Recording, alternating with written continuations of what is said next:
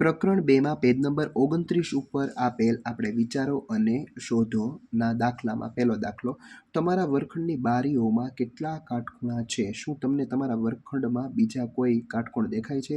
તો કે બારીઓમાં 4 ખૂણા છે. એના સિવાય છે બીજી બારી હોઈ શકે, પછી બ્લેકબોર્ડ હોઈ શકે, બીજી ગમે તે ચોરસ અથવા લંબચોરસ વસ્તુ પણ હોઈ શકે. ચાલો એના પછી બીજો પ્રશ્ન આપેલો છે. આપેલા ચિત્રમાં એને અન્ય બિંદુઓ સાથે સીધી લીટીથી જોડીને સરળ કોણ બનાવવાનો છે. એના માટે તમને ખબર હોવી જોઈએ કે સરળ કોણ કોને કહેવાય. સરળ કોણ એટલે કે જે ખૂણાનું માપ 180 અંશ હોય અને દોરવામાં સાવ સરળ હોય તેને સરળ કોણ કહેવાય. ધારો કે જો આપણે અહીંયા બી આપેલા છે, અહીંયા આપણે સી લખીશું.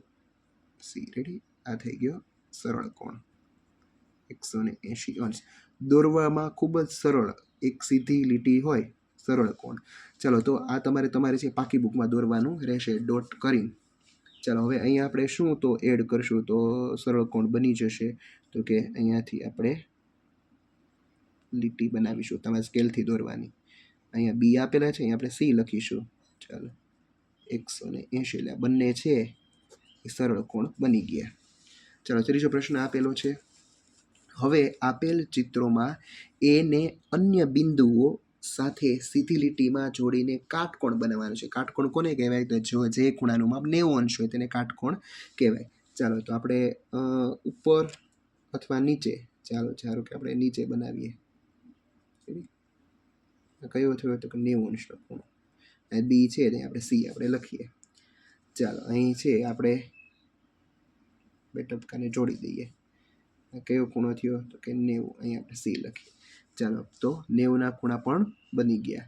એટલે કે આપણે 180 અંશ અને 90ના ખૂણા સરળ કોણ અને કાટકોણ. ચાલો નીચે આકૃતિમાં બતાવ્યા રેખાને વધુ લંબાવો. એ પર કાટકોણ મેળવવા માટે આપણે તેમાં પસાર થતી એવી એક રેખા દોરવાની જરૂર છે જે સરળ કોણ CABને સરખા ભાગમાં વિભાજિત કરે. તો આપણે છે અહીંયાથી એક રેખા એવી બનાવીએ. ચાલો રેખા છે એ બની ગઈ છે અને એને આપણે DE આપણે નામ આપીએ.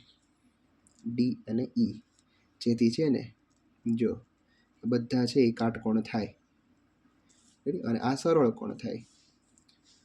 ચાલો એના પછી ચોથો પ્રશ્ન આપેલો છે. કાગળ પર એક ત્રાસી ગળી બનાવો. હવે એક બીજી ગળી બનાવવાનો પ્રયાસ કરો જે આ ત્રાસી ગળીને લંબ હોય. તો કોઈ પણ આપણે કાગળ લેવાનો. ચલો કાગળ લીધો.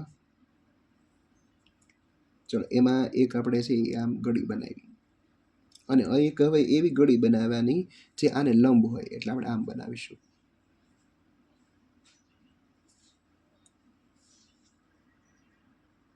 ચલો ત્યારબાદ આપણે ખૂણા, તો આ 1 2 3 અને 4, ચારે ચાર ખૂણાના નામ આપણે આપીએ A B C અને D અને અહીં આપણે P નામ આપીએ. એટલે આ ચારે ચાર ખૂણા છે એ કાટખૂણા બનશે. તમારી પાસે કેટલા ખૂણા છે તો કે 4.